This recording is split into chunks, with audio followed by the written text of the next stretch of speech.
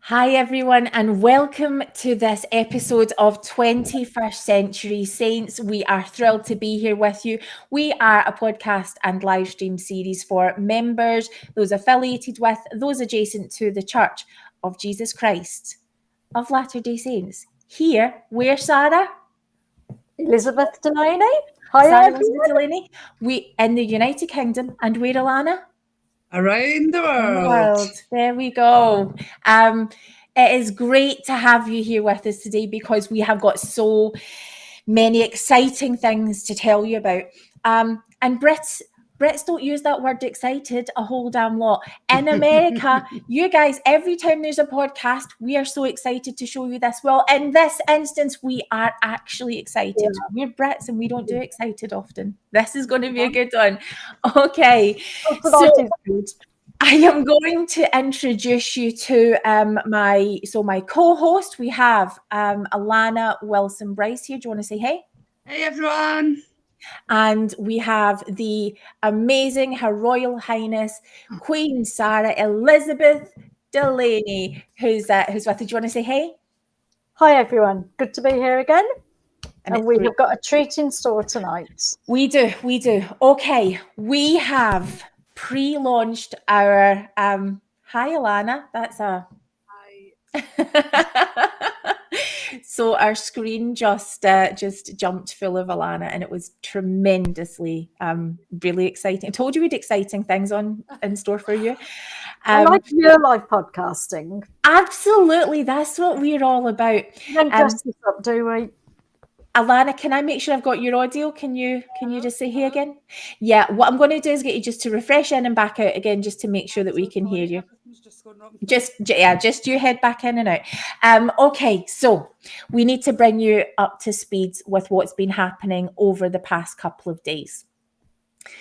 We sent out some pre-launch campaign information, and it has been received extremely well. It's doing great, and so we're really pleased that as we make our announcements formally tonight, we're already starting to see a huge amount of traction. So thank you to everybody who's been keeping an eye on our social media pages to see what that's going to look like.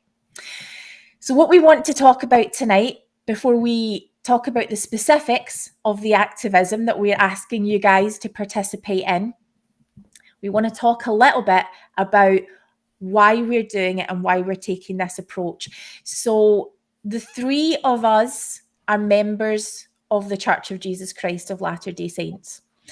Alana, you don't really attend so much. You've kind of taken a step back. There's not really about it. I don't attend. There we go. We've got Sarah who attends. I attend not every single week, but I attend at least a couple of times a month. Which is excellent. And I am a fully engaged church member who, as I've spoken about before, I've not been able to get to church for a very long time because my son has intense care needs that have prevented me from being there. But I am as engaged as it gets. This is my life. This is my world. And so we wanted to speak about these issues that we feel extremely strongly about. We wanted to amplify the people who have already spoken up, and we want to talk about safeguarding. So before we get into the meat of this episode, Alana, can you quickly tell us just in a minute or so why safeguarding, why the subject is important to you personally? So safeguarding is important to me. As most folk who listen know by now, I am a survivor of childhood sexual abuse. And so I don't want to see any other children harmed. And the church have a way to make sure that they're doing all they can to safeguard children, to stop these kind of things from happening, and they choose not to. So that's why it's so important to me to just make sure that they've got everything possible in place that they can do to safeguard children and keep them safe from harm. Thank you, my dear friend. And Sarah Elizabeth, could you just share in a minute or so why this is important to you? I've had a lifetime career working, 25, 30 plus years of working with victims of sexual abuse, those women and children that are struggling to survive sexual abuse, and working with those that are perpetrating and causing harm, both adults and children, around sexual harm, and working with other professionals to try and prevent, address and manage the risk that sexual offenders pose. And we see so many incidents and harm happening to children that could be prevented. We're never going to stop all abuse of all children in every situation, but the church could make some very simple changes that would significantly increase the safety of children and the ability of children to tell in a safe way if they're being harmed.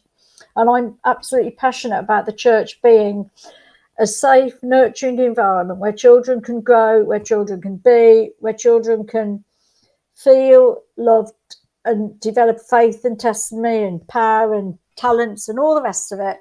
And they can't do it in an environment that's unsafe. So it needs to be safe, and it can be done with a little bit of effort. I love that, and what you're saying is actually going to lead us into this to our first segment. So the reason I feel strongly about this is because I love my friend who is also a survivor. I've seen the impact that it has on her personally with when things that could simply be done aren't being done. I also feel really strongly, since we've started doing this podcast, we've been contacted by so many people who have been personally affected by these issues. We have heard their stories. We have watched the videos that we've been sent. We have sat with them in their vulnerability, and we honour and are so thankful that you trust us with your stories and with your voice. So we want to amplify the voices of victims. I have more to talk about on the specifics of that. Huge things that are hitting the media here in Scotland pretty much as we speak. We're going to be coming back and we're going to be talking about it. Okay, in the meantime, we have a church who believes 100% and wholeheartedly that they are doing the very best they can to protect children and young people from harm. That's their absolute core belief. And I don't believe for 1 second that we are members of a church where the leadership think, oh, we're not doing very much at all. They believe that this is really good. And so what we hear back from members oftentimes when we try to have these conversations about being better and doing better and what possibilities there are to make improvements in safeguarding, often we are hearing that, the leaders have got this, the handbook says this, and, there is such trust in the church itself to be getting it right. And so what we want to do first of all tonight is we want to speak just for a little bit about what are some of the difficulties that we are seeing with the church's approach. And so this is said with love, this is said with support, and this is said with expertise. This is said with, the eyes of survivors who are looking at this. What we're going to do is we're going to head straight to the church's Protecting Children website. So I'm going to just pop that up on our screen. Now, on the Protecting Children website, this is where you go when the church requires you to do training for children and youth. So as you can see, the website is Protecting Children and Youth. And you click right there at the top for the training. Now, I'm just going to read out this first part. All leaders and teachers of children or youth are to complete this training within 1 month of being called. Now, I'm already going to stop right there and ask Sarah, do you have any thoughts? So first of all, what we have is the kind of cartoon at the top. So could you maybe speak about what that's all about in that first section? I think as an introduction to the comments that I want to make throughout the discussion of this training video, first of all, it is woefully inadequate to have a training video that is online for 30 minutes. It's supposedly, most people would probably do it in considerably less. To watch a video for 30 minutes online and be expected to understand what safeguarding is and how you fulfill that responsibility. There's an issue with how are people being prepared to access safeguarding training? How are bishops, any stake presidents, anybody asking somebody to participate in an online safeguarding training? How do they know whether that is going to push triggers for that person who may be a survivor, who may be in an abusive situation themselves? There's no pre-discussion about this is what the training's about, this is how you access it, this is how you seek support if you need it. The second bit that just winds me up before we go any further on that is it's cartoon. You do not trivialize and bring down to the level of infantilize, and I can't say that word, so Alana, before you laugh. Thank you, Jane. You do not bring something as serious as safeguarding children down to a cartoon animation level, because that in itself says this is all a bit of fun, isn't it? We just watch this and it's all easy and okay. So when you click through to the training video, the entirety of the video, which they say 30 minutes, it's actually, Alana. I did it in under 10 minutes. Yeah. Roughly close to 10 minutes. And that was me listening to every clip. Yeah, and the whole video is cartoon. Absolutely. And I deliberately put the wrong answers in because I wanted to see what it did when I gave the wrong answer to questions, and it still took me 10 minutes. And the other concern I've got is a month after you called. Well, that really says it's important, doesn't it?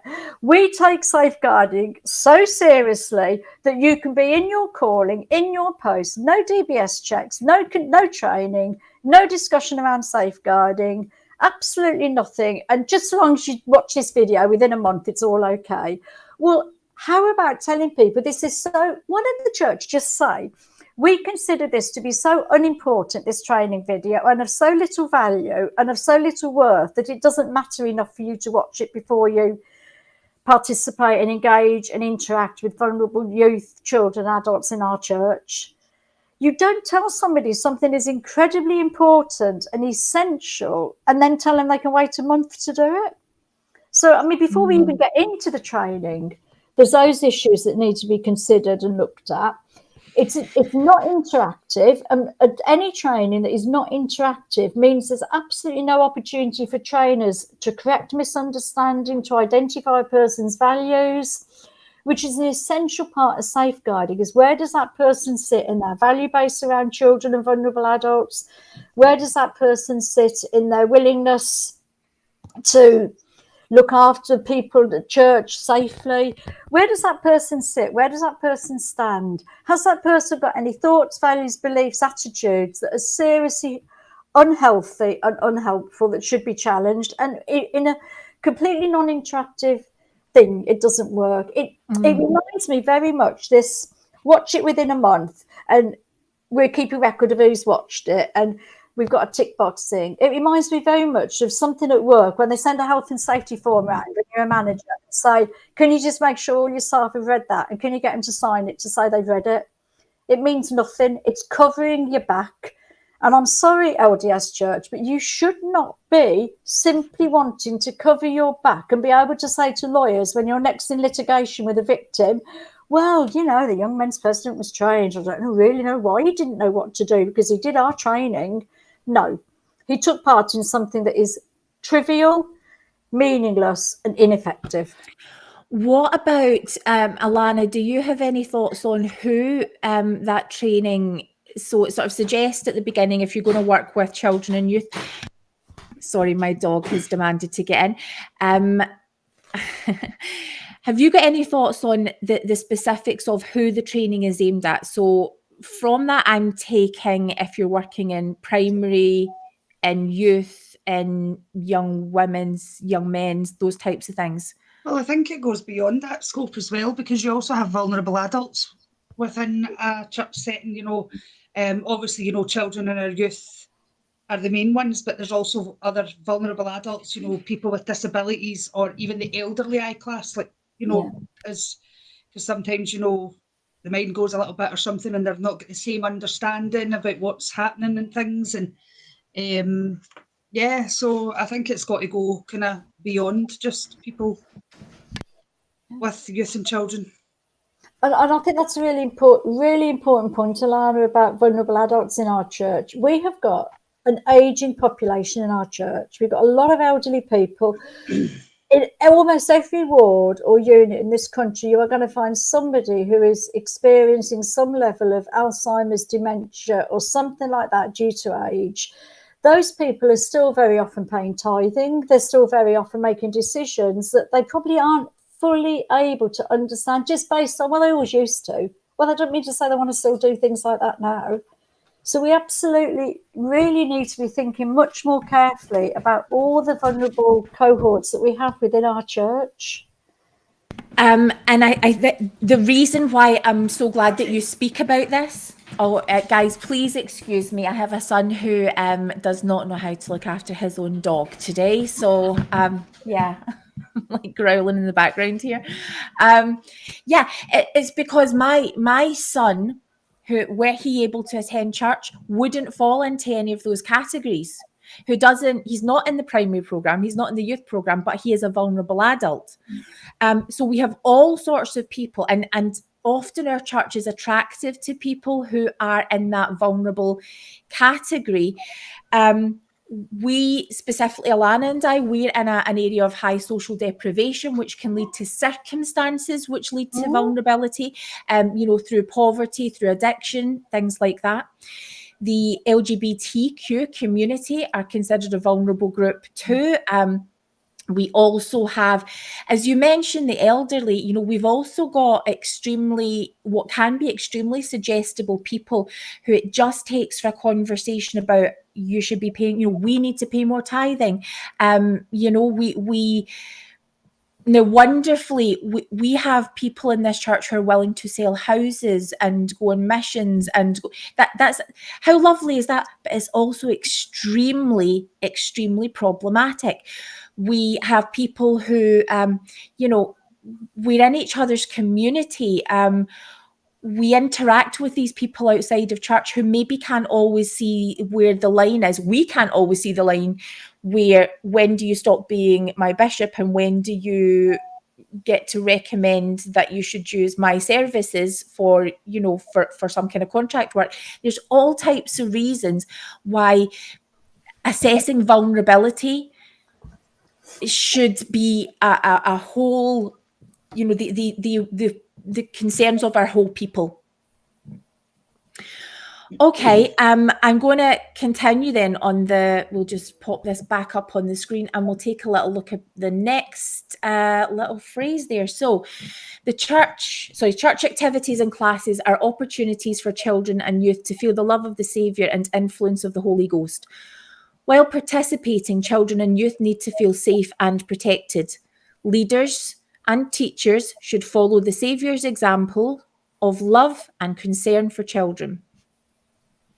Any thoughts? Are you guys good for us to keep going? Well, I think they're needing to take their own advice.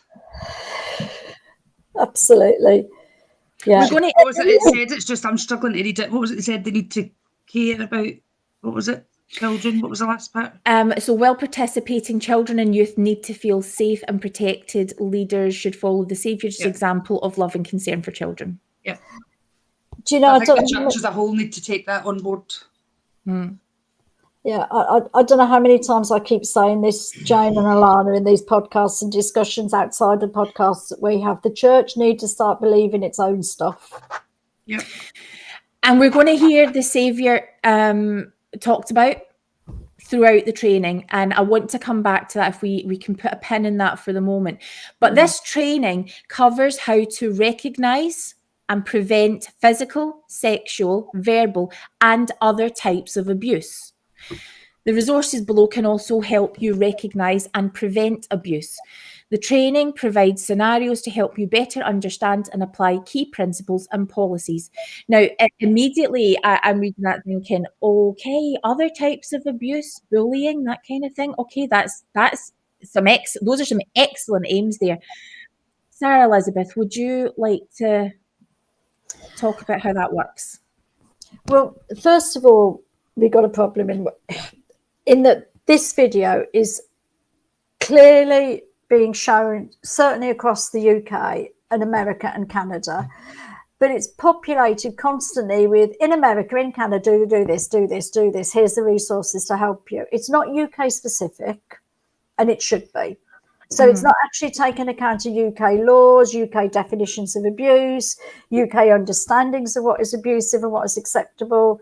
For example, we've got a huge amount of stuff going on within the safeguarding world in this country about recognising radicalisation of young people. Oh my goodness, yes. And how vulnerable are youth in a church setting, in a faith community, no matter what the faith community, they are so vulnerable to extremism and radicalisation.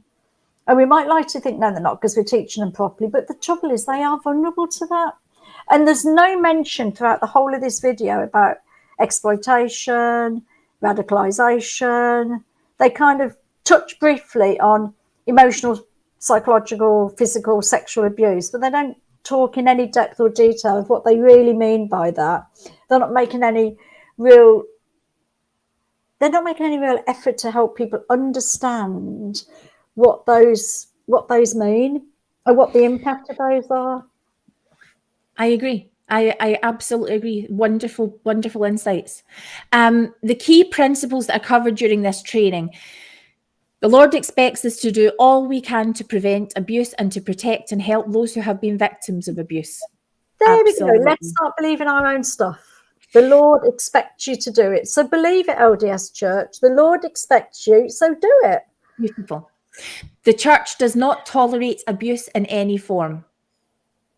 Abuse violates the law of God and may also be a violation of the laws of society. Well, does anyone else's heart sink when they read that? Your heart falls. The church does not tolerate abuse in any form. Well, yes, it does. If somebody tells their bishop they've abused a child and the bishop decides he's not going to report it, that is tolerating abuse. And bullying. It's tolerating abuse. Absolutely. And bullying and domestic violence and all of these things. Now, if you have a zero tolerance, we have mandatory discipline for all sort of different types of things. And yes, when there's criminal cases involved in it, even then they don't always happen. But we get stories and experience after experience. At least two incidences that I'm personally acquainted with, the women who were involved in church discipline, the women who were involved in church discipline as young vulnerable women had no idea that they had been raped, and our church had no idea, our bishop had no idea how to ask appropriate questions, whether that was appropriate to do at all. Abuse so often isn't recognised. Abuse so often is tolerated. What does not tolerating it look like? Yeah. I think what tends to happen in the church, because we do not have a culture about talking openly about healthy relationships and abusive relationships and discussing it. We don't have a culture of that at all within the church. And the problem is people don't understand always themselves when they're caught up in the middle of it. And then we are relying on people to protect themselves. We're almost saying, well, you need to recognise you're being abused and you need to come and tell. That's not how safeguarding works. You don't sit back and expect a victim to recognise they're being abused and understand what they should do about it. That's exactly it, because I, as a child, did not recognise that was abuse until I was much older. This was just something that someone did to me that I just thought was perfectly normal because no one was saying anything. And so sometimes it's not recognised by young children that it's happening to them. It's appalling, isn't it, Alana? And yet we expect these children to be the ones to tell. So we're actually saying effectively to children at church, can you protect yourself? And if somebody does something that isn't okay, then... And keep in mind, we're also talking about people who've experienced domestic violence, who live in cycles of these situations, often without really recognising it. For, the relief they feel when it's called abuse for the first time. The elderly, the vulnerable, who often don't have the language skills or the capacity to be able to say these things. Okay, moving on. I'm so keen to hear your thoughts on this. When adults are teaching children or youth in church settings, at least 2 responsible adults should be present. At least 2 adult supervisors must be present at all church-sponsored activities attended by children, youth, and young single adults, and avoid extended one-on-one communication with children or youth, and regularly communicate with parents or guardians about activities or concerns. Your thoughts? The 2 and 2, having 2 people in a classroom or activity or any situation with any vulnerable person, child or adult, is purely implemented so the church can say, we put 2 people in that classroom, there's a witness to what happened, we can cover ourselves. That is nothing to do with safeguarding. 2 people in a situation does not safeguard a vulnerable person. Well, Sarah, same what I thought about regarding that, like, quite often within the church, when they put 2 people within a class, you find sometimes that it's like a married couple. And so if we don't know what's going on at home behind with that married couple, you know, say there's abuse going on there, is the wife or whoever's doing the abuse going to speak up and say, yeah, that happened? Of course they're not. So again, that is not foolproof in protecting children. 100%, Alana, because the likelihood, if there's abuse happening at home, that woman will have, like, or man, because it could be, we need to remember, women absolutely. abuse as well as men. Absolutely. Remember that. If there's abuse happening within a home situation, then the other partner will have been groomed, will have been abused, will have been completely disempowered. And like you say, how do they speak out? The other bit is, don't forget, these 2 people have been teaching this class for possibly a month without having done this video. Okay. It doesn't protect anybody. And what if you've got 2 people who are both abusive? Absolutely. You've increased risk massively. And which we know happens. So I'm going to fly through this next part and then get your comments. Excuse me, it's just one moment. So this is for countries. Okay, US and Canada. If you learn of abuse, you should immediately contact legal authorities. You should also counsel with your bishop or stake president, who will call the abuse helpline for guidance in helping victims and meeting reporting requirements. For countries outside of the US and Canada, and do you know what? I'm really hoping church members, you know, we know that you're a huge part of our audience. I'll please hold on to what you're thinking right now, because that first line there is amazing. If you learn of abuse, you should immediately contact local authorities, legal authorities. So hold on a moment. We're going to fly through the rest of this. Learn how and when you should report abuse. In most countries, you will immediately need to contact legal authorities. Counsel with your bishop or stake president for direction. If the abuse helpline is not available in your country, the bishop will counsel with the stake president and area office to learn the proper process for reporting abuse and protecting the person that was abused. Children and youth who have been abused need kind, caring attention from inspired church leaders, family members, and others, including trained professionals who can help them overcome the destructive effects of abuse. The healing power of the Saviour Jesus Christ will ease burdens and provide strength to overcome adversity. Can we put a pin in that healing power of the Saviour? Yes, please. Because I think that's a really important one to come back to. So what have we got there? First of all, we're confusing everybody by saying to people, here's all about America and the USA, but if that's not relevant to you, then actually do this. Don't confuse people in a training session by telling them what they don't need to know. Focus on what they do need to know, not what they don't need to know. Report to legal. This is the simplest way in the world for church to have this right. Display information around safeguarding in every single building so it's accessible to everybody, and simply tell everybody to report it to the local safeguarding board and police. End of story. Nobody needs to know anything else. Every single building in this chapel could have information displayed with, this is the phone number and email address for your local safeguarding team. This is the phone number and email address for the police. If you are concerned about a child, do not go to the bishop. Do not go to the stake president. It might be them or their children you're concerned about to start with. Do not waste time having a conversation with them. go to the local safeguarding team, go to the police if you feel it's very, very immediate. The information should be there, it should be readily available, and everybody, that's the only thing they need to be told. Do it. Report in every single case. And somebody said to me today, challenged about the fact today, oh, well, the problem is the church could be sued, though, couldn't they, if they actually share information about somebody abusing and the person didn't give consent for the church to share that information.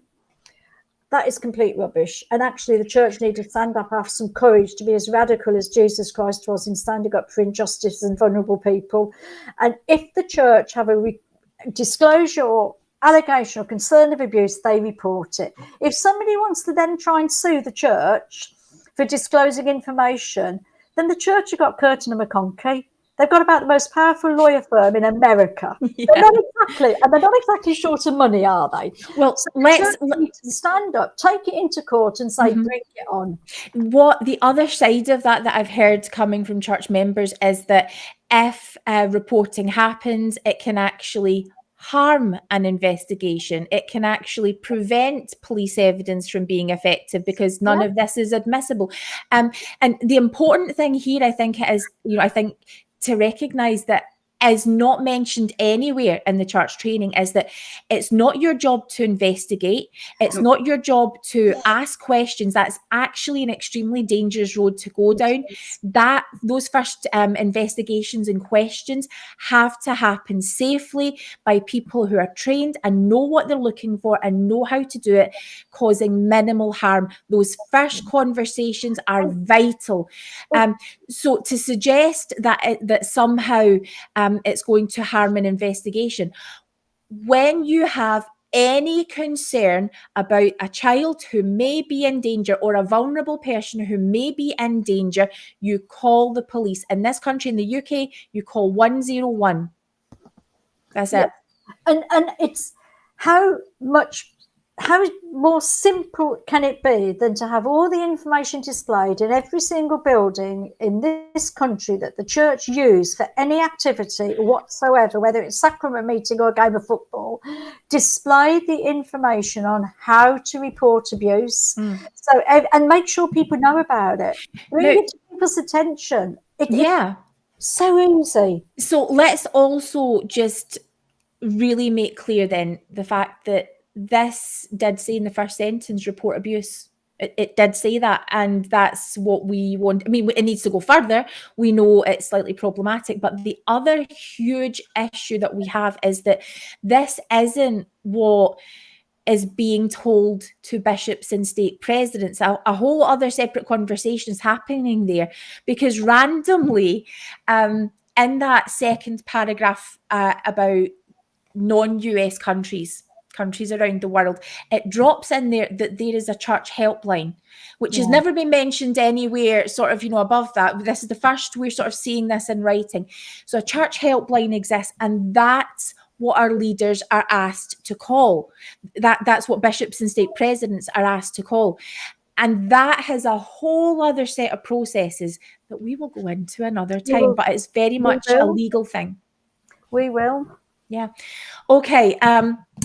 We want to be wrapping up this section here so that we can get on to the activism side. But what I'm going to do first of all is take us through some of these frequently asked questions. Who needs to take the training? We talked about that. Anyone who's called to work with children and youth. Who does that exclude? I mean, I really love that it's making it clear. State presidents, high councillors. Well, what about Relief Society presidencies? Well, I mean, they're not always mentioned. So state, district, ward, branch, primary, young men, Relief Society presidencies. So it really is sort of saying if you have a calling, you should be taking this training. Yeah. Superb. Everyone. I would love that to just say everyone. It wouldn't be simple. Every single person over the age of 18 in the Church of Jesus Christ of Latter-day Saints undertakes, not this training, but undertakes good training. Good training. How long will the training take? We just mentioned 30 minutes. Not 30 minutes. Not. How often? 10 minutes if you want to put the wrong answer in as well as the right answer, just to check it out. How Yeah, and often? I think someone I spoke to, oh, sorry, Jane. Carry on, please. Must have, like they said, in a group setting, it took 30 minutes. But I think it's different when you do it in a group setting because there's more discussion going on and things. But when you're doing it one-on-one at home, you're only clicking play on those video clips. Then you're asked the question, which you have to answer, and it's 2 multiple choice. And then you're just listening to clips. So, as I say, give or take about 10 minutes it took me all in because I timed myself doing it. And that was me reading everything and listening to everything. So definitely does not take 30 minutes. Alana, would you like to do a dramatic reconstruction of your face whenever we were sort of saying, we were talking about this and you were saying, and this you just completed and you'd said, and this needs to be completed once a year, 10 minutes once a year. Aye. And then I announce it's every 3 years. And I was like, what? Are you kidding me? 3 years? Regular training should be happening all the time. Things change, things update. Yeah, exactly. And it should be happening face to face by a named safeguarding lead for every single unit in the country. There should, every state, call somebody to be a safeguarding lead. Come on, state presidents. Make that an assignment. Make it a calling. Safeguarding lead. Do you want to know the answer to this question? Does this training apply to ministering? What do you think the answer is? Let's see. It doesn't. No. Okay, so we get a nice little word salad first. The guideline that 2 responsible adults be present with youth does not apply to the assignment of ministering companions. However, under the direction of the bishop, leaders should use wisdom and seek inspiration when assigning youth as companions to adults. So, Jane, what we're doing here is we're saying, you, adult, take this young man or this young woman out on a regular basis with you. So you're actually having extended time. You're having lots of interaction. You're on your own with them because you don't have 2 adults and 1 youth. Off you go. Go into the homes of people. And we're just assume that everything's okay. Well, I hadn't even thought about it from, obviously I've not considered, what about whenever youth are doing ministering? That hadn't occurred to me because I was too busy thinking about the people who are being ministered to, those are the vulnerable, those are families with youth, those are often youth who don't have families who are active. The elderly, the disabled, LGBTQ communities, that isn't mentioned at all. And I'm kind of so... Well, the whole training fails to mention vulnerable groups. Like it kind of pays lip service to mentioning the word disability somewhere, doesn't it? But it doesn't talk about other vulnerable groups. Everyone ready to be further triggered? Does this change the policy for interviews with youth? Just the too long didn't read version is that parents can be out in the foyer or in an adjoining room. Any quick thoughts? We need a podcast on its own if we're going to talk about interviews. I think I remember, obviously, when that all came out about, the changes, and I think it annoyed me a little bit because it said, if the child or youth request it. So how many youth do you know are going to say, bring my mum and dad in when I'm about to confess something like this to you? It should be mandatory up until, obviously, the age of consent where they can decide for themselves. I mean, as adults, whenever we have conversations, I'm thinking about you and I, Alana, whenever we have conversations with leadership, we feel uncomfortable about asking if we can have another adult in with us, just for whatever reason we choose to do that. Okay, well, here we go. Oh my goodness, I can't wait to see what you guys think when we read this. Will I need to take this again if I move to another ward or branch, or if I'm released? What's your... because once you've done it. No, it's valid for 3 years. Sarah, I know, but can you speak? Can I speak? It's valid for 3 years. For goodness sake, it's not valid at all because it's a load of rubbish. There is no validity. There is no reliability. It's not valid for anything. Okay, let's Just- suppose that training was exceptional. Let's suppose that the exactly what best practice would be was something that this member, something that I've put myself forward for. I've agreed to do this. I'm DBS checked. I've just received the most fabulous training ever from the church. Now I'm going to move towards Queen Sarah Elizabeth. Should I have to redo? Yes, you should. Tell us why. Well, partly there's several different reasons. One reason is you might be moving into a part of the country, like from England to Scotland, where there's different laws and different rules and different ways of reporting and managing and understanding abuse anyway. The other bit is those leaders don't know you, and they should have an opportunity to be able to sit down and have a discussion about your values, your attitudes, your beliefs, and prepare you for the training. And it should just be updated far more often. Well, tell me, because you're the expert in this area, because we have lots of people currently within the church who, for their jobs or volunteer work, currently have some kind of police background check, who will happily say, in our words, great, our church leader, our Relief Society president, whoever, our primary president has a background check. What's the issue with that? I've had people say that to me this week. Have said, well, a lot of people have got DBS checks because they got them for work. Well, they haven't got them for working with youth in the church. And the DBS check is used for different purposes, and therefore you need to understand what may be shown on a DBS form within different situations. The other bit is the organisation themselves have got to take responsibility for making sure their staff are DBS checked. You can't just say, well, I had a DBS check at work, so it does for this. Yeah. Because any new employer should be able to, would go onto the DBS system and check that you have a valid DBS. They wouldn't just think, oh, yeah, it's okay. They have to go on, update the job role you're going to be moving into, update all the relevant information and check and do that again. That is pretty much, I do encourage people to go onto that website and take a look at the training. The actual video itself, you have to have a church account. You have to be a church member in order to take it. But it is around the internet if you want to do a search for what that looks like. If you are an interested party who is curious, we would encourage you to do that. It is copyrighted by the church, so if you want to take a wander, we know it exists out there someplace. We can certainly signpost you to I think some of the some church affiliates may have it. Yeah, so it's out there.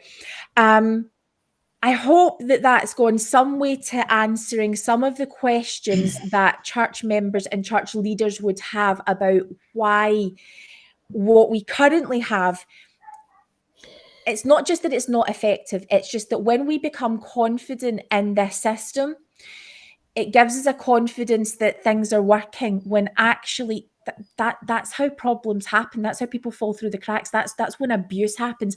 And abusers, they know how to get through those cracks. They know when there's a vulnerability, they know how to exploit that vulnerability. And we're not just talking about with individuals, we're talking about with organizations. That's why we, organizations throughout the world, throughout the United Kingdom, throughout America, come together to provide best practice, to provide support for these types of things. We don't need to deal with it all in-house. We don't have to do that. The church has made it clear in its, recent statements that it wants to learn, it wants to do better. So what we are offering, and as we move into this next part of our show, that's what we're offering here. We've got incredible experts, and we are working with outside organisations in addition to that as we do this work. Before we move on, any final thoughts on the church training video, Sarah Elizabeth? Can we just nip back? And I know Alana's got some really good thoughts on this as well. Can we just nip back to where we put a pin in the bit about the Saviour? Oh, yes. Thank you for bringing that back important up. Because at some point in the video, it's giving the message that if you're going through really difficult, hard times, then actually we should be encouraging children to pray about the challenges and difficulties they face. Well, we need to be incredibly careful that we are not telling children who are being abused that they need to be praying for help to make it stop and everything will be okay. We need to be so careful that we are not saying to children in a really vulnerable situation, yes, things are dark, things are dire, things are difficult for you. You need to pray. You need to go to Heavenly Father, Jesus Christ. You need to ask for help to overcome this, to manage it, and for it to all be okay. Because that can become very spiritually abusive. Oh my goodness, yes. And it needs to be handled by somebody who knows what they're talking about, who really understands the impact and the nature of trauma and how trauma works itself out and what is needed to enable trauma recovery for children and young people and vulnerable adults. And that, I'm not going to say there is not a role for prayer and blessings, but there is. But we need to be so careful that we don't try to make people think it's that simple, because it isn't that simple. Thank you for sharing. I know you've got quite a lot. Yeah, I just think what happens to that child if they then go and pray to God and say, please allow this abuse to stop, whether it be physical, sexual, but it doesn't stop. Where does that leave them? You know, something similar happened to me, and with the best respect to that person, you know, I don't think it was quite intended to upset or hurt me, but I remember feeling devastated because I was like, so I just go to the Saviour and the atonement and everything will be okay. You know, and when I was so upset, my mum went and spoke to me about it. Keep in mind, I'm still an adult, but I was a vulnerable adult. And they were trying to say that, you know, it wasn't quite meant that way, blah, blah, blah. But that's why you have to be aware that that person who's been abused is so vulnerable in such a place where they may take things wrong. But I don't believe I did take it wrong. It was put to me in such a way where it was, you know, if you use the Saviour's atonement, which isn't the case because it's so much more than that. You have to use the outside resources there as well. It's not just about the atonement. So I love that you bring up the atonement, because it's something that, especially when you're talking to someone who doesn't necessarily have the same view of faith as you do, it can seem like you start bringing the atonement in and it becomes almost a platitude. If you use the atonement, we need to rely on the atonement. Remember, the atonement can, you know, and it's almost like we're trying to use it like a magic eraser, like a magic wand, like Tipp-Ex, like the back button. It's to make it just, because we are so uncomfortable just to sit in the vulnerability and pain. Were I to fully be sort of thinking about how I look at the faith side of this, and I'm reluctant to even talk about this in a format like this, it's such a personal thing. But if I have faith that the atonement is indeed infinite and eternal and can heal everything, then I need to acknowledge that those things, this person that I have become as a result of those things, is part of my journey. And there are things to do with maybe loving myself, with understanding who I am, what my triggers are, what my values are, what my fears are. The atonement isn't supposed to take away all of those things. The atonement is supposed to be some form of Jesus making you whole, you becoming whole with Jesus Christ.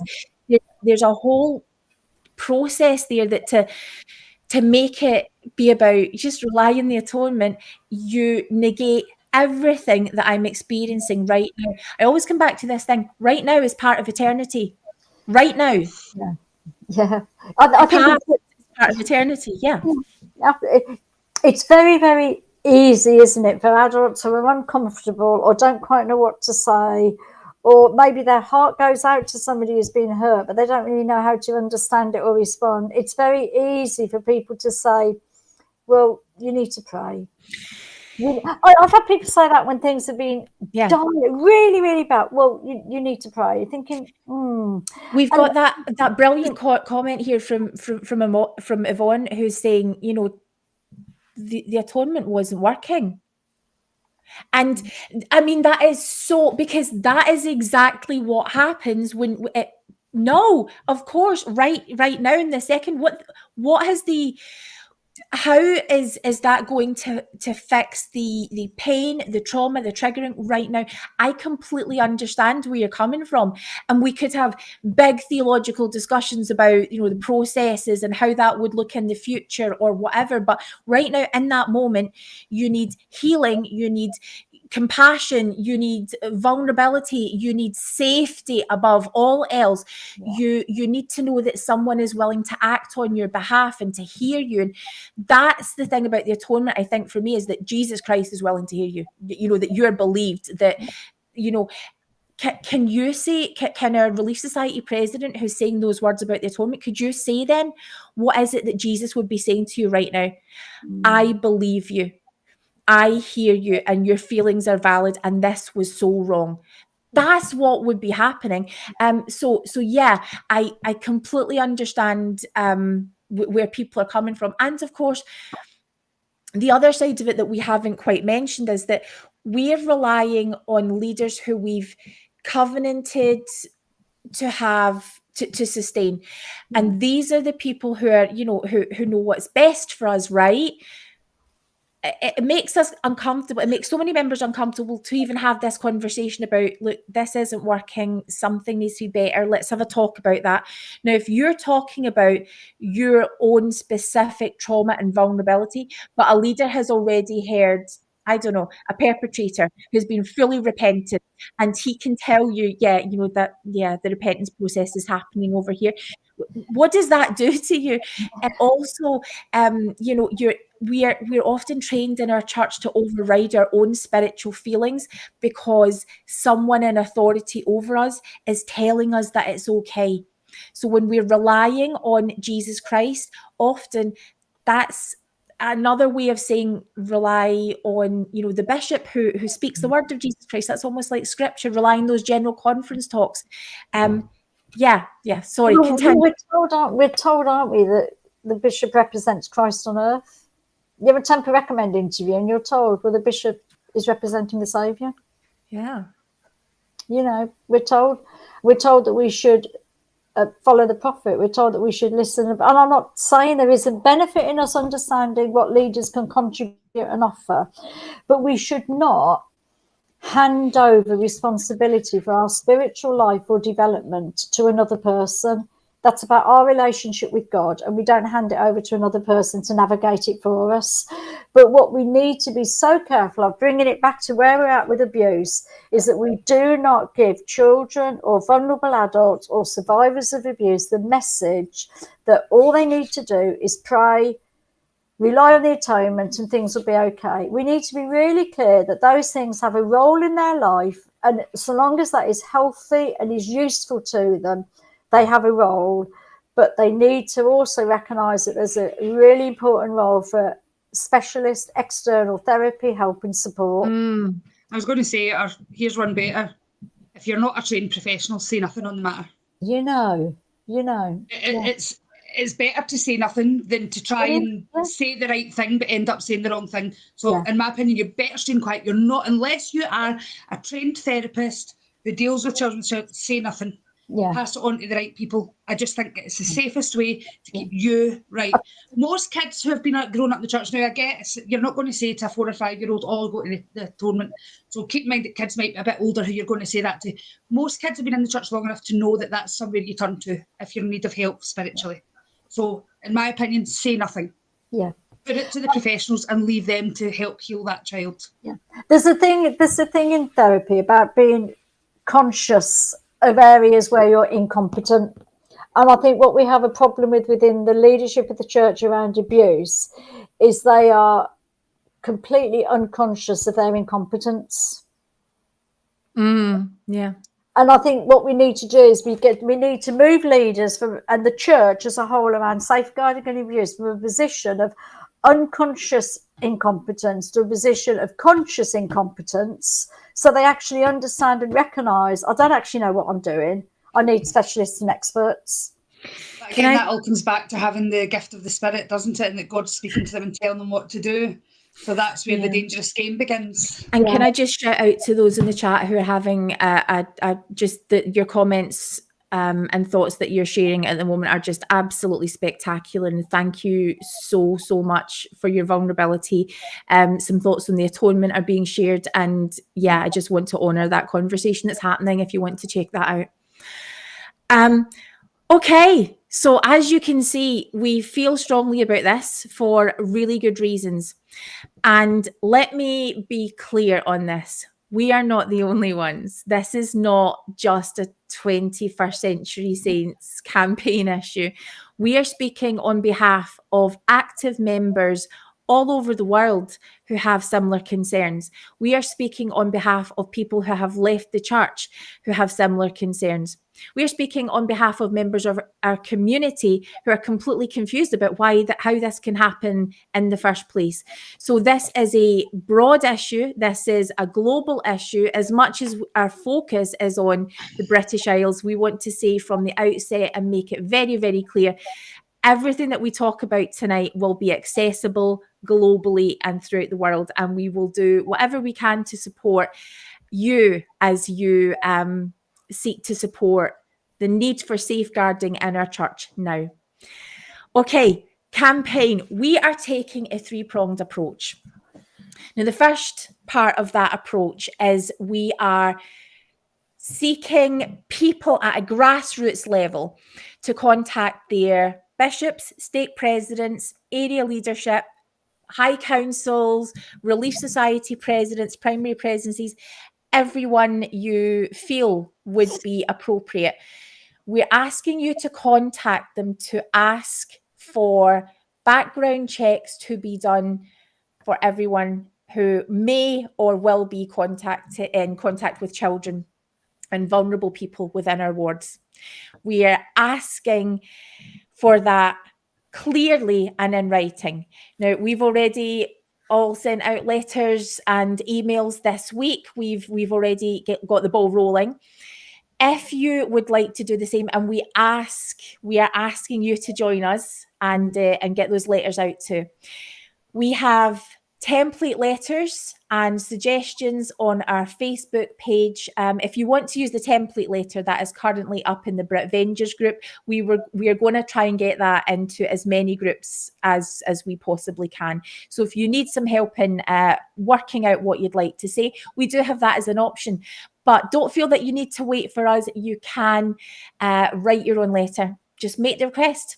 And we would love to know what comes back. We would love to know what's said.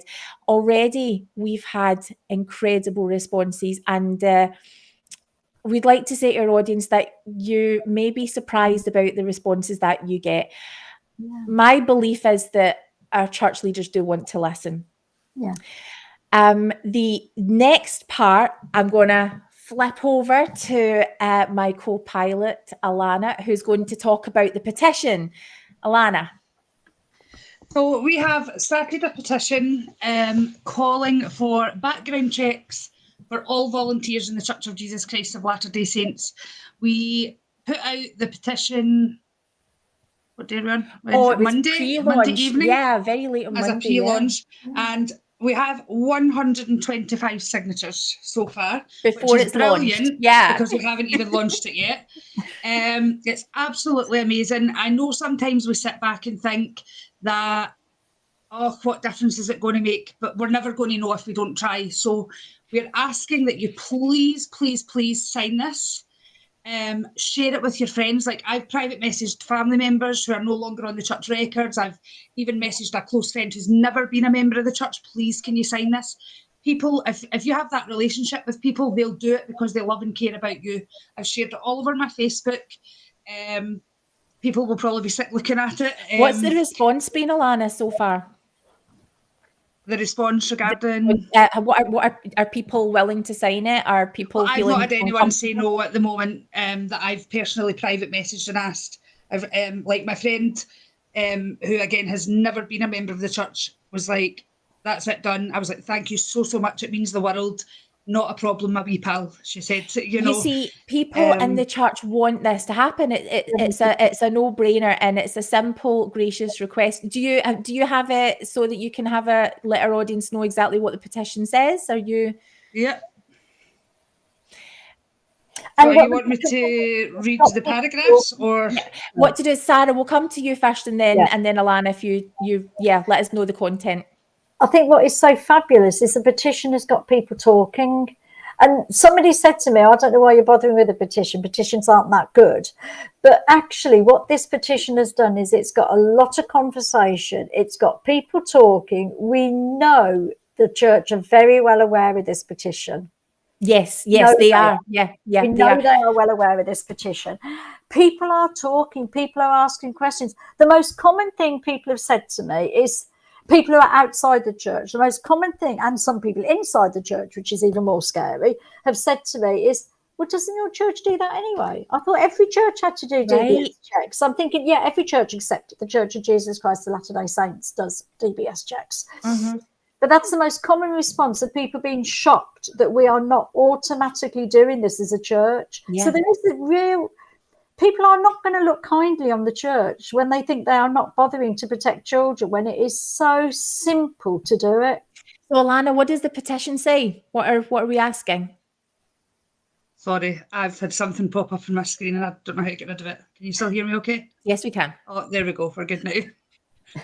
I'm telling you, technology tonight. And guys, just so that you're aware, we have more. We are still not even finished the first part of our approach. So, Alana, petition. Okay. What does it say? So the petition says, on behalf of 21st Century Saints podcast, representing a UK and worldwide audience, we are aware of serious concerns about safeguarding procedures within the Church of Jesus Christ of Latter-day Saints.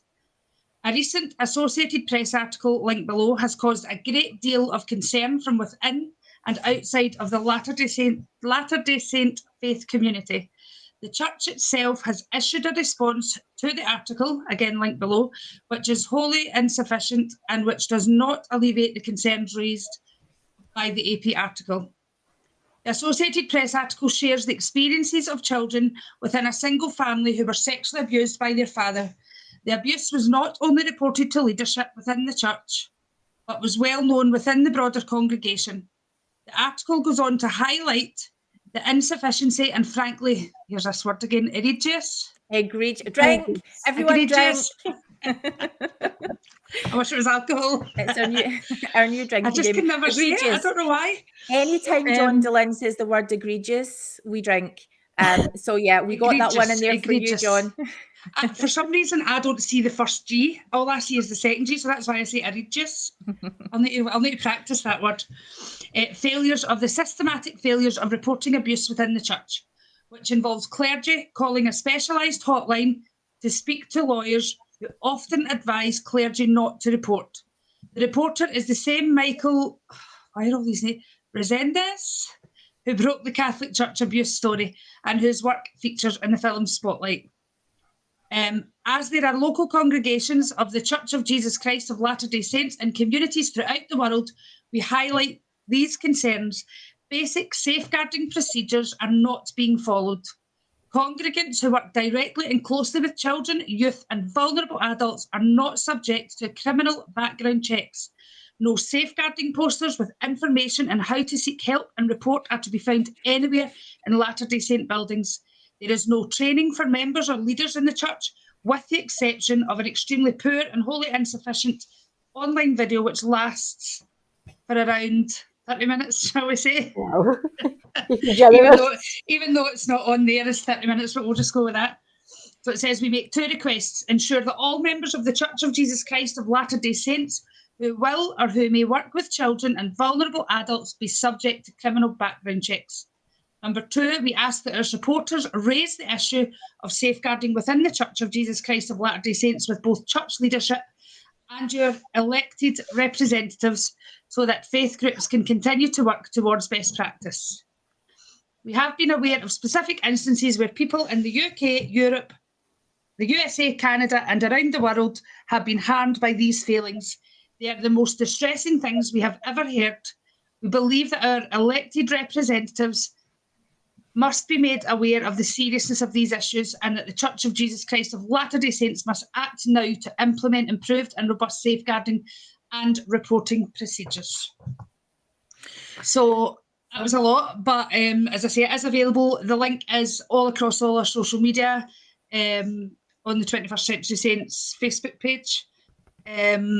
So the other thing that I do want to say regarding that is that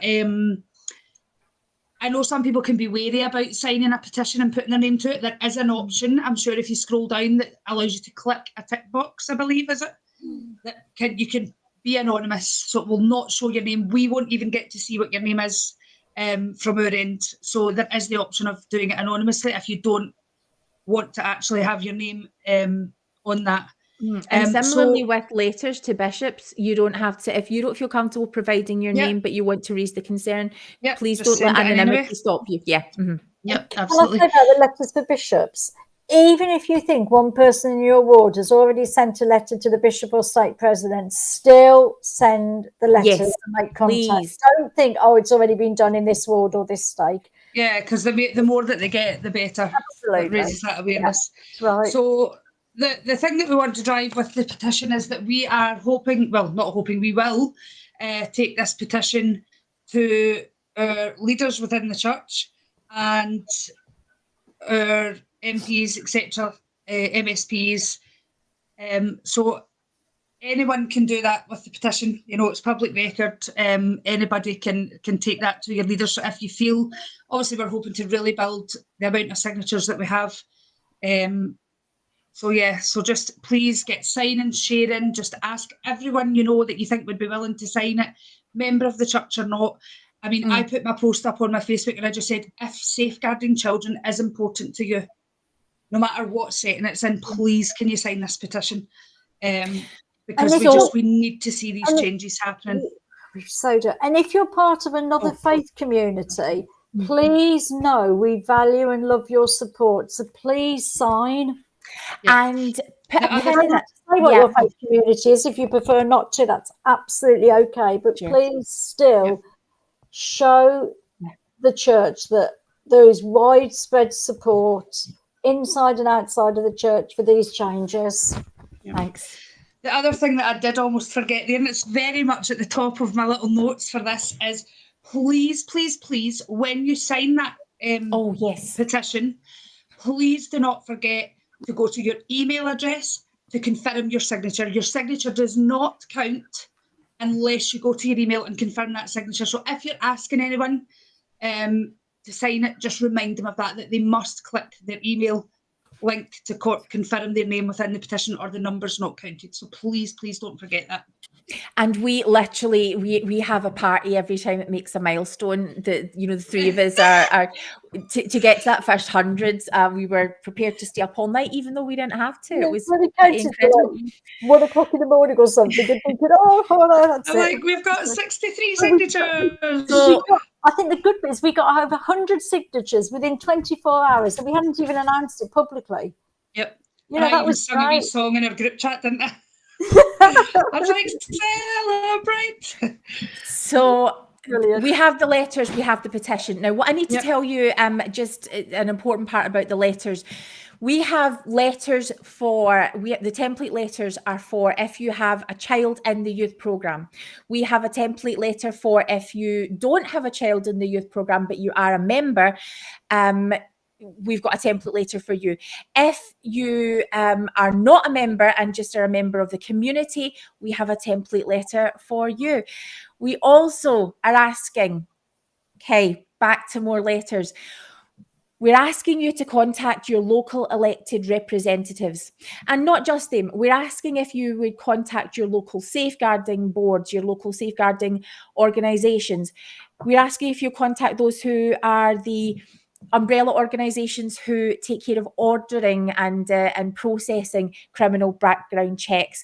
We are asking you to start pushing people to ask, why is this not being done? And to call for it to be done just now. So we also have a template letter, which is up there right now, which you can use to contact your elected official. Now, we've already started that. We are excited to keep you posted about how we're doing. But again, we want to hear how you're doing.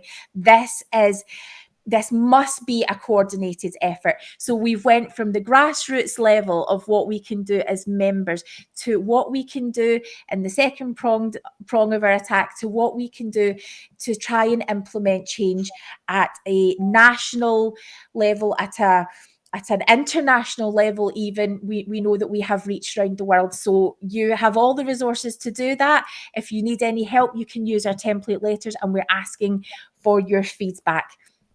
Now, the other thing in this second part of our approach, and this is the final thing on the second part before we tell you what the third part is going to look like, I'm excited to share this with you tonight because we have an open letter. Now, this one is one that it's a bit kind of similar to you sending your own letters.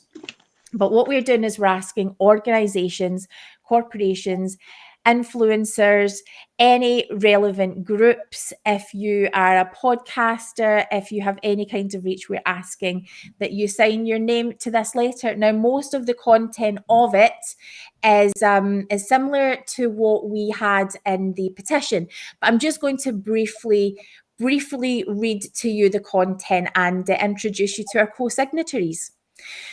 So, an open letter to the Church of Jesus Christ of Latter-day Saints, and this will be shared across social media and sent to the church headquarters themselves, as well as area leadership and the church media outlets. As organisations and individuals who have an interest in the welfare of children, youth and vulnerable adults in the Church of Jesus Christ of Latter-day Saints, we have serious concerns about safeguarding procedures within the Church of Jesus Christ of Latter-day Saints. After the recent Associated Press article has caused a great deal of concern from within and outside of the Latter-day Saint faith community, we believe the Church's response to the article is wholly insufficient and does not alleviate the concerns raised by the AP article. Basic safeguarding procedures are not being followed within the church. Congregants who work directly and closely with children, youth, and vulnerable adults are not subject to criminal background checks. No safeguarding information is on display in our buildings. There is no training for members or leaders in the church, with the exception of an extremely poor and wholly insufficient online video which lasts for less than 30 minutes. The Handbook of Instructions contains insufficient procedural advice. This is not safeguarding. 1, we ask that you ensure that all members of the Church of Jesus Christ of Latter-day Saints who will or who may work with children and vulnerable adults be subject to criminal background checks. 2, we ask that bishops and any lay members report suspected case of abuse to the relevant authorities immediately in all areas of the world. 3, we ask you to ensure that safeguarding procedures are brought to an acceptable and ideally high standard. We would like to make you personally aware of specific instances where people in the church throughout the world have been harmed by these failings. Currently, I would draw your attention to the ongoing Scottish child abuse inquiry, where some of these issues have been courageously spoken of by survivors. We offer to meet with you in order to share with you the lived and ongoing experiences of those who have been impacted most. Presidents and elders, we testify to you that they are the most distressing things we have ever heard. We believe that you will understand the seriousness of these issues and the urgency with which we need you to act. Yours sincerely, the 21st Century Saints team. Now, ready to meet our co-signatories? Since this is the first time. Can we just answer this little question quickly first? Certainly. Certainly, please do. Yes. Yeah, I want you to answer it.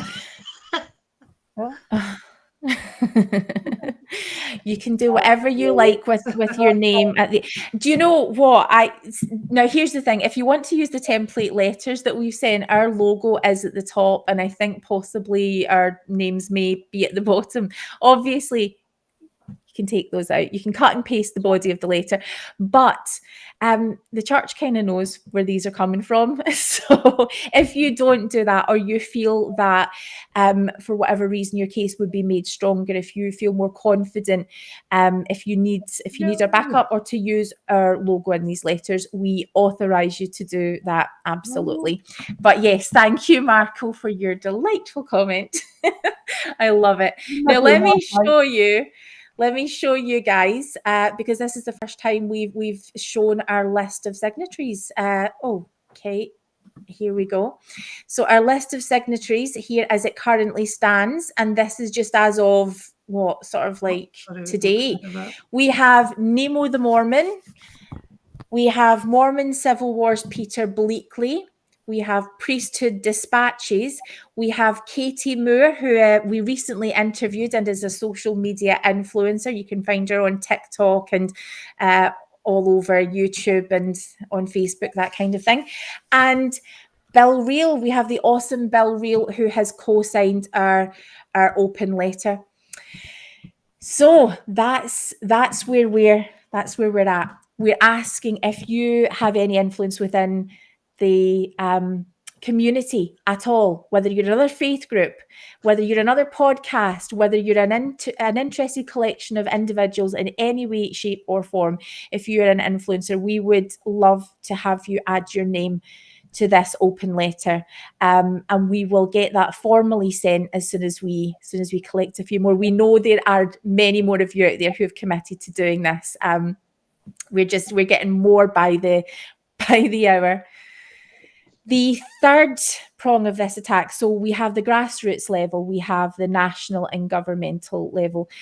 The third prong of our campaign is that we are currently working on training that will help bishops, stake presidents, any leaders or any individuals who have an interest in safeguarding. We are working on a package of training which will exist in the form of documents and resources, and also, if necessary, if you feel that that's something that you would like to take up, in-person training.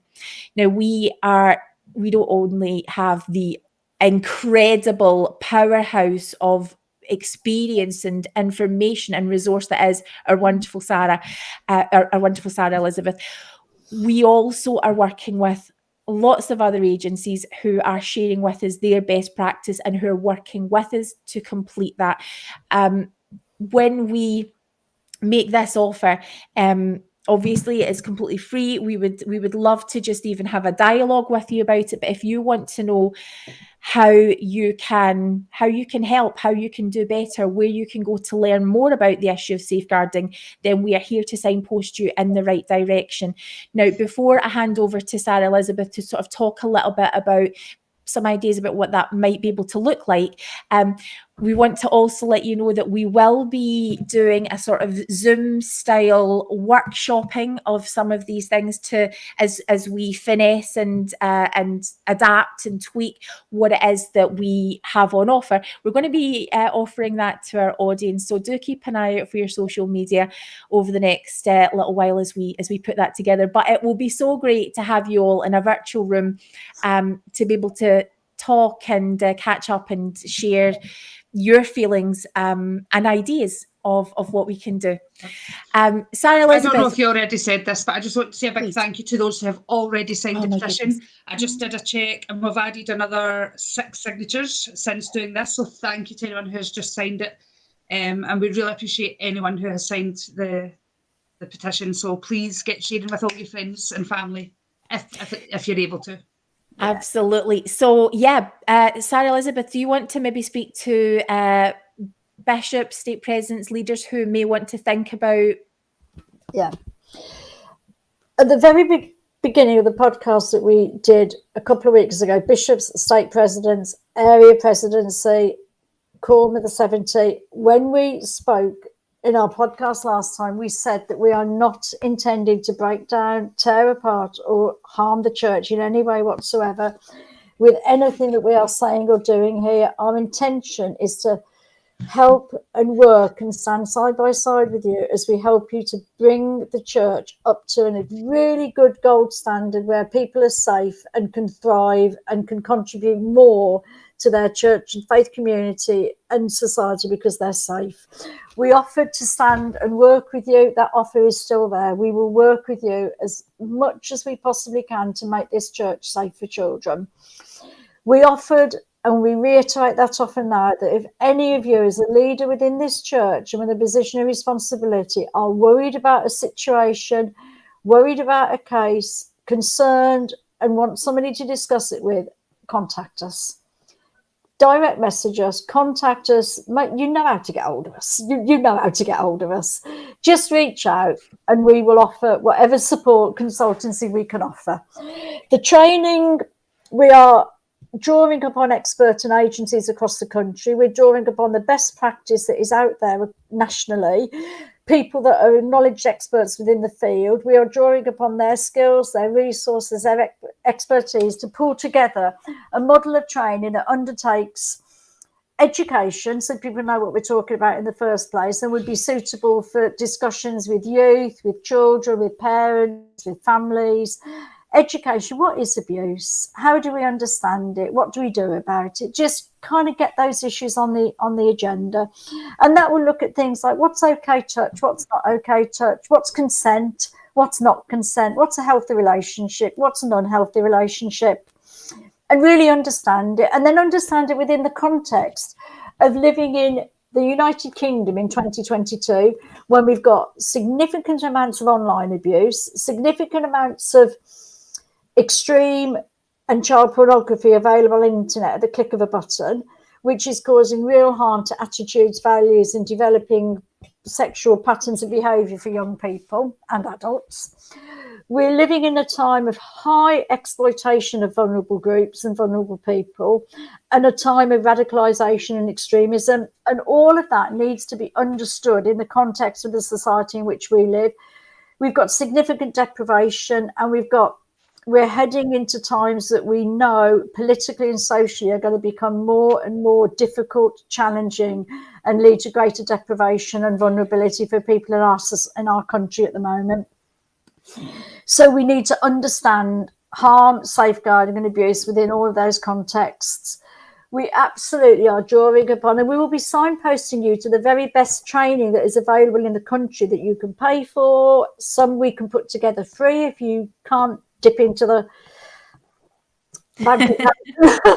If you can't dip into your bank account and pay for it, we'll do it free of charge. But I think you could dip into your bank account a little bit. I think they could. So we will put that together. The other bit of the training needs to be, how do leaders respond? What do you do if you have a disclosure, you have a concern, you're worried? How do you manage? What do you do with that? And we recognise that leaders need support, because to hear about abuse and to hear about harm is really, really difficult on an emotional level for many, many people that have never worked in the field or have not experienced it. It's hard. So we're offering to support you with, how do you respond? What do you do? What do victims need? And where do you get what victims need from? How do you make sure that you are signposting and providing resources that are the most effective, the safest, and the most therapeutic for those really vulnerable people? And we want to kind of pull all that together into something that can be a resource folder, an online resource directory of excellent places to go for help.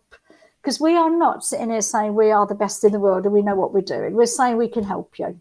And we can also get you in touch with people that can really help significantly. So that's what we want it to look like. And we also want it to look like a safe place where people can explore and discuss abuse in all its very formats. Understand how sex offenders operate. How does a sex offender come to church and groom a child and abuse that child? How does it happen? Let's understand it, because if we understand it, we can actually take steps to prevent it. So we need to really understand that. How does domestic abuse, violence, abuse, coercion within relationships take place in the church as family-centred and focus on eternal relationships? How do they become abusive? And how can we support people in that situation? So we kind of want to pull together a lot that's covering a whole lot of it.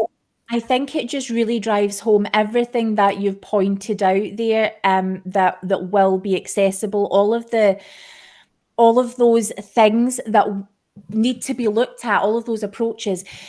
Calling a hotline that takes you to a church lawyer, as sympathetic and kind and supportive as the person on the other end of that call may be, cannot do for a bishop or stake president or an ordinary lay member, cannot do for you what real best practice safeguarding training looks like. And that needs to happen now. So we're calling for the wonderful person in the comments, I can't remember your name, but who had said that they're not a member, but they've signed the petition. Oh my goodness, so many people in our thank you. And that's what we need. And so many people who are non-members have been signing the petition. We need more of you. So many active members have been signing this petition and sending in letters. We've had reports from people who haven't, been involved with the church for such a long time, who are sending in letters. We know it's triggering for you especially, and we thank you for being willing to do that. Do you know something? I was just sitting thinking, it's a bit random, but it was just when you were talking there about, background checks and things, it just kind of came to me that I wonder how many people over the years who are non-member visitors to the church, who maybe come because their friends have asked them, bring their children along and just think that the youth, that the adults who are working with their youth or children are DBS checked, because that's just usually what happens within an organisation. That's what we would expect. That you expect. So I think going forward, it's something that's just came to my mind, that I think, if I was taking a youth group or anything, I would ask to see that everyone is DBS checked, because I think we've got to take every precaution ourselves as a parent as well to say, do you have DBS checks for your volunteers? Well, maybe our missionaries, in the interest of absolute honesty and openness and transparency, should be very clear that if they're bringing a family to church with children that will be in primary and youth that will be going into the youth programme, that they are very clear that we need to let you know that we do not do background checks within our church, and then give those parents a choice, give the parents the information to understand whether they want a child to be in that environment or not. Exactly. That's radical, and I'm sure that won't be very popular, but actually at the end of the day, we should not parents have a right to know. Full disclosure. Parents have a right to know. Parents are responsible to protect their children. They cannot protect their children if they're not given the information they need to protect their children. And as a church, we should not be pretending something is safe if it isn't. So, and actually, the other reason why the church should be very clear that they're not doing these DBSs to every parent within the sound of the church is, if the church don't think there's a problem with not doing them, they should speak openly and clearly and say, oh, of course we don't do them. So if you believe your position is right, church, that doing these DBS checks doesn't matter and you do think that's okay, then tell everybody. And if you really want to change it, and I believe you want kids to be safe, I believe you care about the kids and the youth and you want them to be safe, then let's get the bare minimum done. So we're going to wrap up and say our good nights. And before we come to you guys for some closing thoughts, I want to just reiterate something. We want to highlight the fact we said where there's good practice, we want to share it. We know that there are stakes down in England who have got exceptionally good safeguarding procedures. I think the reason why they've worked so well, why that particular stake works so well, is because we've got a leadership there who are open to having those discussions and who are looking at the handbook, at the church training, and saying, yeah, okay, what else can we do? How can we take this and improve and be better? Now that's the attitude that we want. That is perfect. That's humble and all of those wonderful things that make a good leader. Thank you for that example. We also want to say a huge shout out to the people who are in charge of organising for the strength of youth Europe. So that was formerly EFY, but is now for the strength of youth. In Europe, all leaders and volunteers with For the Strength of Youth Europe were criminal background checked. It's and has been happening for several years now. Thank you, and we salute you for doing that. We still would like you to be able to avail yourself of this type of training. There's still so much more to go. So we want to invite you to, just to reiterate, send your letters to your bishops and stake presidents asking for checks in your ward now. Copy in your area authorities, whoever you would like. We need people to be contacting leaders to ask for these background checks. Next, we need you to send letters to your elected representatives, any organisations which are involved in safeguarding children and youth and vulnerable people. We need you to contact them because they're in a position to amplify our voices and raise those concerns at a national level. We also are asking for you to sign the petition and to share the petition. Now, we're aware that as we do this work, that a lot of people might not know yet where to find us. So if you're willing to share our work across your social media pages, we would greatly appreciate that. If you could like and subscribe to our podcast, we would appreciate it so much. It helps people to find us so that we can amplify our work. Now, we also have links available, which will be in the show notes, in the chat, and they are across our social media pages for how you can donate to the Help Alana Get Sleep Fund. And Sarah's going off to the middle of a field without internet service for a couple of days. I am tomorrow for the next few days. I'm taking myself away from the world, so I will not be around. I will not be in contact with the world at all for the next few days. I'll be in a field in Wales. See, you know, we have. It is our honour to do this. That there are people that we love at the heart of this. So you know, we want to just make it really clear that we love doing it. We would appreciate if you could throw a few pounds, dollars, whatever our way, some good wishes, whatever. Send some subscribers our way. It does make a huge difference. We do thank you for it. Just want to quickly answer that question again. Please do. Yeah, once you put your email address in and click sign petition, yes, you then must go to your email. You should receive an email. It can sometimes take a few minutes to come through. You must then click into that email and it will come up with a link. You must click to confirm your signature. If you do not do that within your email, your signature does not count. And I think it only lasts for so long, and then you would need to. Yeah, then it removes make sure that you go into your email account and click the link to confirm your email address. So, in closing, let's go to Sarah. Do you want to share some closing thoughts to take us out tonight? I think I just want to reiterate that this is about concern and commitment to children. It's not about anything else. It's about getting it right so children can thrive and grow and develop. And just stress again, we want to help you, church. We don't want to fight you. The fighting is exhausting. We haven't got the energy to fight. We want to help. We want to work with you to make this right. But we will not engage in ungodly silence any longer because we have been wholly disrupted as a team, and we will keep working on this. But it's fabulous. You know, the church managed to do DBS checks for the strength of youth. Fantastic. You know how to do them. You know it's not difficult. Just roll it out. Just roll it out. Absolutely. Just roll it out. Alana, do you want to share some final thoughts to take us out?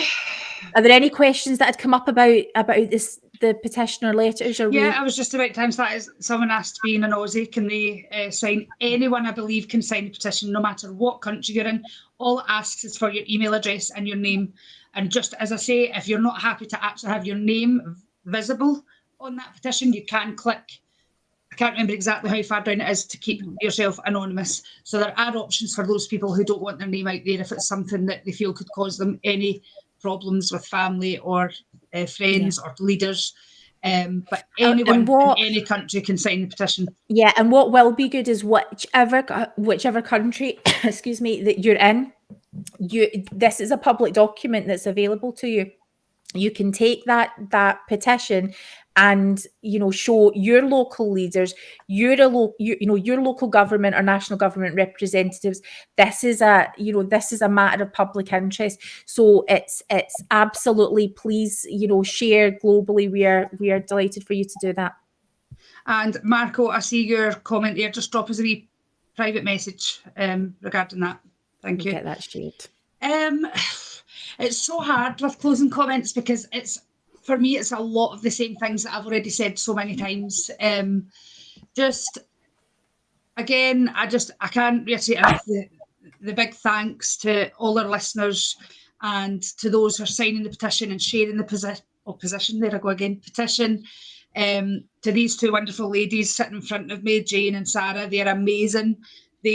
Jane will kill me for saying this, but they have done the biggest majority of the groundwork for all of this due to the bereavement in my family. They allowed me to have that time, and I am helping now. But yeah, just a big thank you to them for allowing me the space to be able to do something to make change, because this wasn't something new to Jane and I.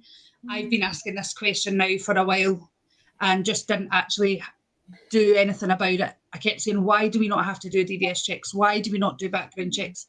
But I do believe that it is about timing as well. So I think now is the time. So please, please help us in any way you can to get that petition signed. Please send letters to your stake presidents, your bishops. Like I say, you can be anonymous if you don't want to put your name to it.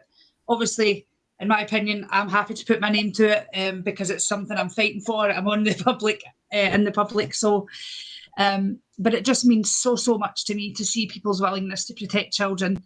I just wish that protection was in place for me. And as I say, my abuse wasn't a church member, but I think if things were done differently as they weren't back then, that it could have looked very different for me, that I could have known that what was happening to me.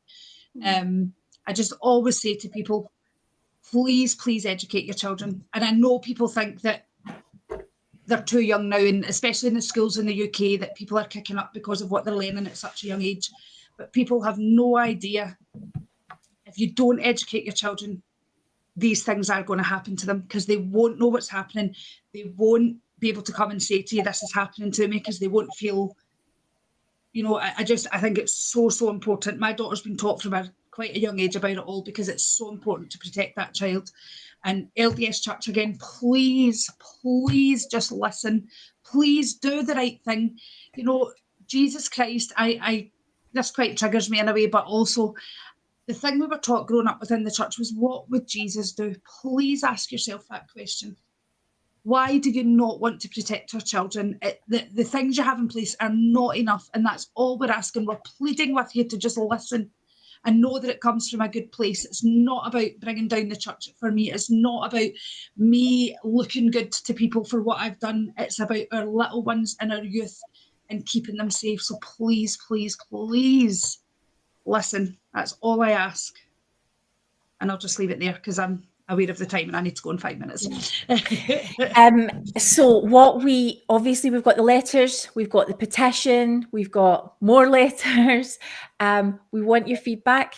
Please let us know how you're getting on. If your stake presidencies or bishops or anything, if they're willing to engage in meetings, if you need our support, please let us know. If you decide to draft your own letter and want to share that as a template for others to use, please send it to us. We would love to be able to do that. If you are in a position to be able to sign our open letter, if you're an interested party, organisation or individual, please let us know and we will get your name added to that too. We are ready to start sharing it across social media as of this evening. The 21st Century Saints Safeguarding Campaign is go. Thank you for your support, everyone. Good night. Good night, everyone.